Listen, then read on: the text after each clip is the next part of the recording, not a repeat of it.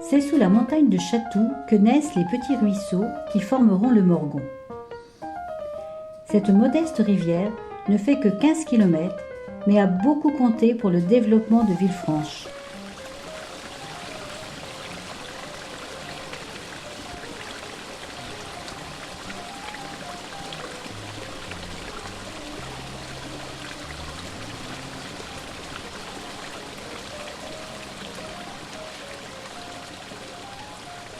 Mais elle n'a pas la vie facile. Première difficulté, passer sous le hameau de la Varenne. Le hameau de la Varenne est un hameau qui est isolé, complètement isolé donc, par rapport au village de Ville-sur-Jarniou, et qui est conçu de telle manière que pratiquement, j'allais dire, c'est un petit village. Donc toutes les maisons se touchent. On avait pensé demander à chaque habitation de se doter d'une station individuelle, et on s'est vite rendu compte que c'était impossible. Et puis on est tombé d'accord pour choisir ce qu'on appelle une station plantée de roseaux. Ce qui est collecté sur ce réseau va dans une cuve qui, elle, reçoit donc toutes ces eaux usées et qui, par basculement automatique, permet d'envoyer donc ces effluents sur des systèmes de cases. Et dans ces cases, donc, il y a des traitements qui permettent d'épurer, d'enlever dans un premier temps les boues. Dans un deuxième temps, toutes ces boues, il faut bien en faire quelque chose, parce qu'il faut les enlever, c'est bien, mais il faut en faire quelque chose. On alimente des champs de roseaux. Il aime ça, et il se nourrit de cette boue. Sortie indemne du passage sous le hameau de la Varenne. Dans le fond du vallon, sa force vive a permis le fonctionnement de nombreux moulins. Ici, il ne reste aucune trace de l'activité meunière, sinon l'indication de lieu.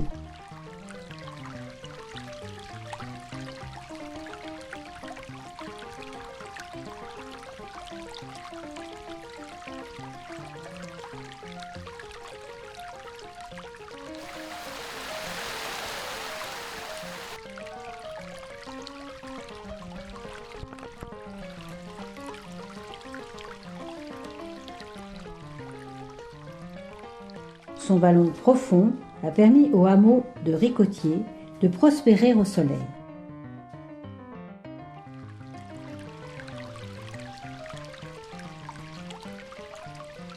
De là, part un sentier champêtre qui permet de rejoindre le hameau de Corbet.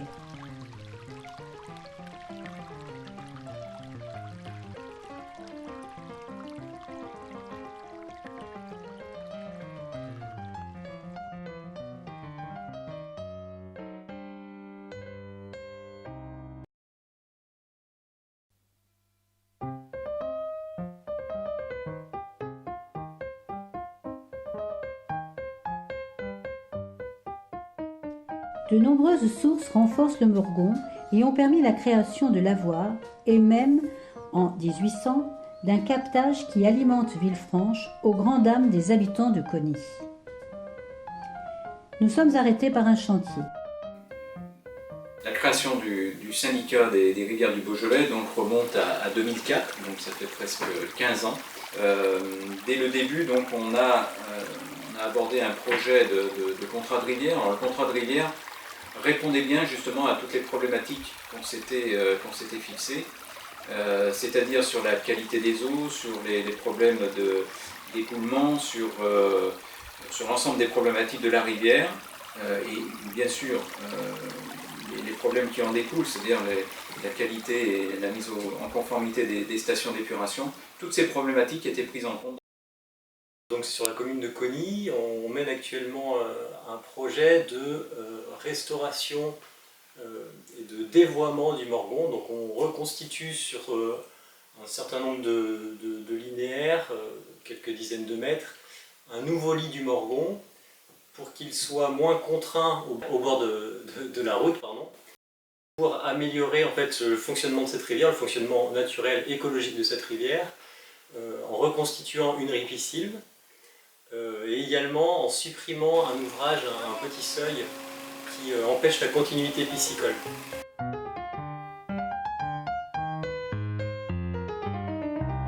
Le château du Sou.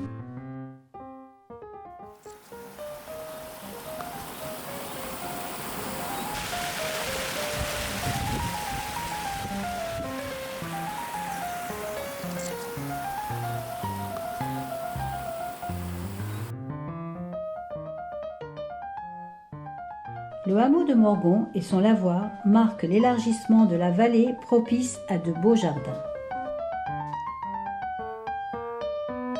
Un bel étang dérive l'eau de la rivière, mais ce n'est pas sans inconvénient, car il laisse le temps à l'eau de se réchauffer, ce que n'aiment pas les truites. Les dépôts de matières organiques qui tapissent les retenues collinaires sont décomposés avec une grosse perte d'oxygène. La station d'épuration de l'Asna ne fonctionnera plus longtemps. C'est la fin des petites stations qui n'arrêtent pas le nombre de molécules chimiques et médicamenteuses. Pourtant, elles rejettent une eau claire. Environ les 2/3 des médicaments partent dans les toilettes et se retrouvent dans la rivière. Une station située sur le Merlou a déjà été abandonnée et sert de réservoir tampon pour la maîtrise des crues. Les égouts rejoignent une station plus performante.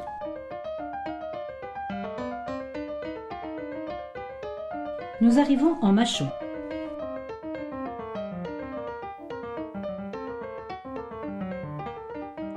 Le ruisseau de l'Asna rejoint le Morgon. À partir de là, la qualité de l'eau se détériore. En cause, l'activité agricole qui apporte désherbants et pesticides. L'absence de végétation favorise le ruissellement et les produits phytosanitaires arrivent plus vite à la rivière. Les bandes d'herbes favorisent l'infiltration, freinent le ruissellement, ce qui laisse du temps pour la dégradation des substances transportées et diminue le volume de désherbant. Le développement du désherbage mécanique est aussi très encouragé.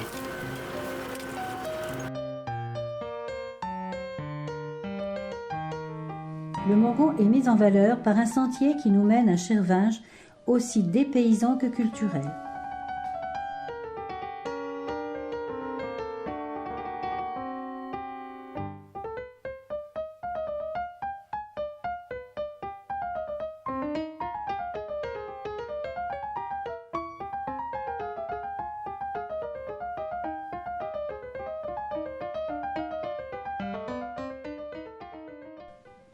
Nous retrouvons le Morgon à la Rippe. Un ouvrage de type industriel nous rappelle le rôle majeur du Morgon dans le développement de la Calade.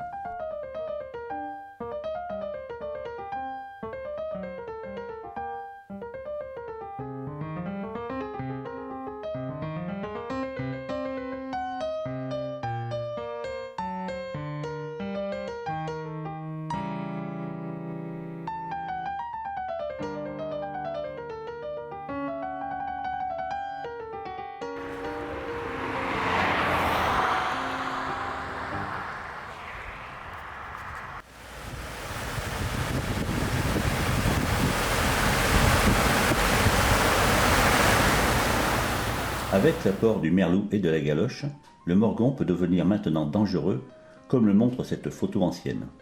Toute la zone de confluence est sous l'eau.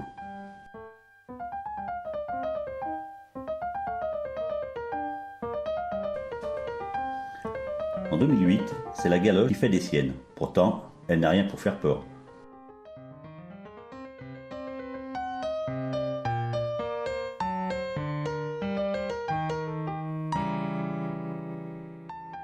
C'est un ruisseau bucolique, mais elle a été contrariée par une embâcle. Mais il ne faut pas contrarier les ruisseaux même bucoliques. Maintenant, elle profite d'un passage confortable et de multiples bassins d'orage. Tous ces travaux peuvent tranquilliser l'aumônier de Saint-Fond.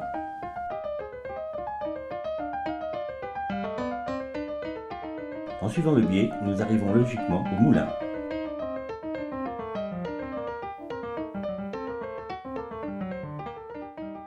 Et vous craignez maintenant le vélo à l'innovation? Alors, ce qui est arrivé, c'était un petit peu contextuel. Il y a des travaux qui ont été faits, outre les bassins de rétention d'eau, plus la buse qui a été très augmentée, qui doit faire maintenant 3 mètres par 2. Donc le contexte qui est arrivé la dernière fois, comme une rupture de digue, ne peut pas arriver. Maintenant, les crues centennales, vous savez, on n'est jamais à l'abri de rien du tout.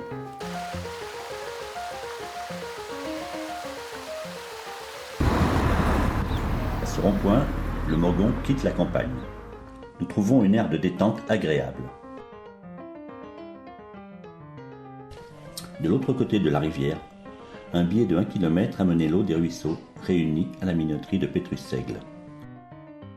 Cet escalier donne une idée de la hauteur de chute qui permettait une production électrique en 110 volts.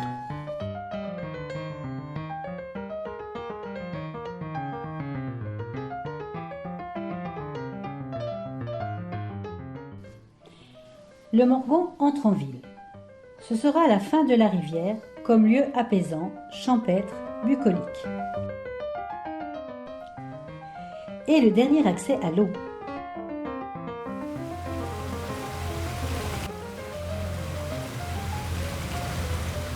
Ce barrage est un élément capital de l'histoire de Villefranche. Il permettait une dérivation vitale pour actionner le moulin de la ville et apporter une eau propre, permettant lavage et même un vivier à poissons. Il y avait donc 2 rivières. Le cours naturel était un véritable égout, recevant tout, y compris les rejets des boucheries. D'où l'empressement à le couvrir dès 1852 par le maire Boiron. Maintenant, la rivière est inaccessible. Dès 1913, un projet de canal bétonné voit le jour, mais il ne sera réalisé qu'en 1923. Puis les édiles n'ont eu de cesse de cacher ce qui était un égout. En 1926, un réseau d'assainissement fut mis en place avec le Morgon comme collecteur central. En 1928, construction de l'hôtel de ville sur le Morgon. En 1931, construction du marché couvert, entraînant la disparition des lavoirs qui étaient rue Philippe Héroux. En 1948, couverture de la place du 8 mai. 1960, le Morgon redevient une rivière bétonnée, mais les égouts sont intégrés dans les berges.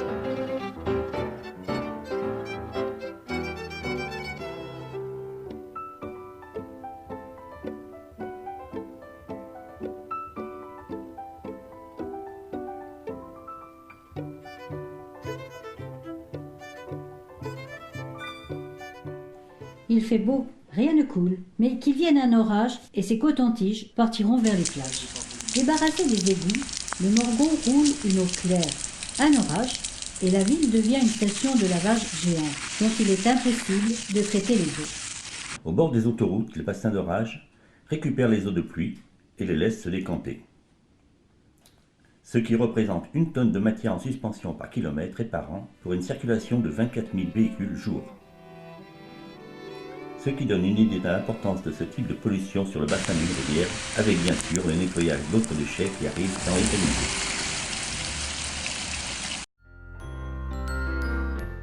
Le Morgon sort triomphalement de la ville.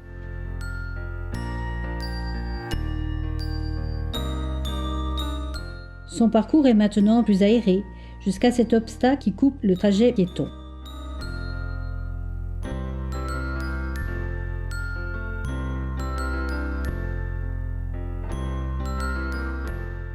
On pourra cependant rejoindre Fongraine par un passage agréable amenant à un espace vert qui remplace heureusement une friche industrielle.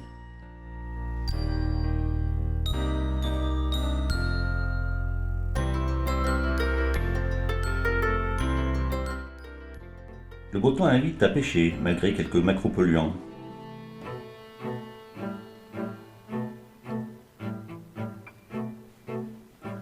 Non, ce n'est pas un poisson transgénique, mais une vraie sirène. Les oestrogènes contenus dans les rivières augmentent le nombre de poissons femelles par rapport au nombre de poissons mâles.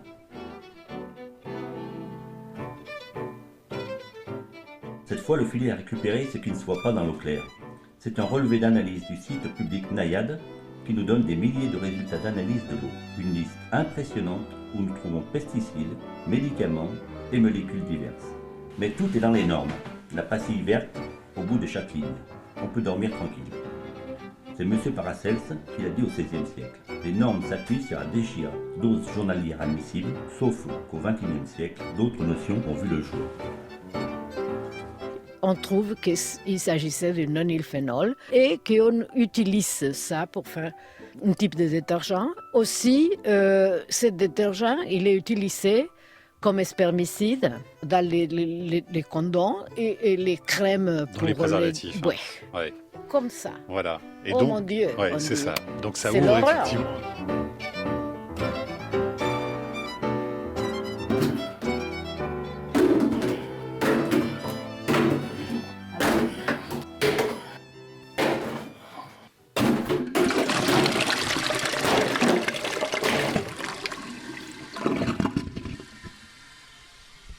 Heureusement, bon nombre de molécules se détruisent naturellement assez vite, mais pas toutes. Le diclofénac, par exemple, peut atteindre les nappes phréatiques. Le Morgon récupère les eaux de la station d'épuration. Elle doit traiter et rendre acceptables les eaux de la ville. Mais actuellement, les stations d'épuration ne sont pas conçues pour bloquer la totalité des bactéries apportées, entre autres par les effluents hospitaliers. Il faudrait arrêter les bactéries nosocomiales et, problème majeur, les bactéries antibiorésistantes. Mais il faut noter que la médication vétérinaire et la pollution animale échappent aux stations d'épuration et se retrouvent donc dans la rivière. Ces bactéries antibiorésistantes peuvent augmenter très vite. Elles disposent d'un deuxième système de prolifération en transférant à d'autres bactéries les éléments génétiques d'antibiorésistance. Elles nous mettent en très grande difficulté en périmant les antibiotiques plus vite qu'on peut en recréer. Le même problème existe dans les pesticides qui perdent en efficacité en sélectionnant des super mauvaises herbes. Avec des systèmes d'ultrafiltration, il est possible de traiter le problème. Mais ces techniques sont coûteuses à l'installation, gourmandes en énergie et augmenteraient considérablement le coût du traitement des eaux. Elles sont utilisées à Singapour, mais pour réinjecter l'eau dans le système de distribution d'eau potable. Le Morgon sort maintenant de son canal et pourrait ressembler à une vraie rivière, mais il est invisible, enfermé dans des parkings. La Saône va tout absorber. Les normes seront respectées, mais la bioaccumulation des métaux et des polluants organiques dans les chaînes biologiques a un effet pernicieux.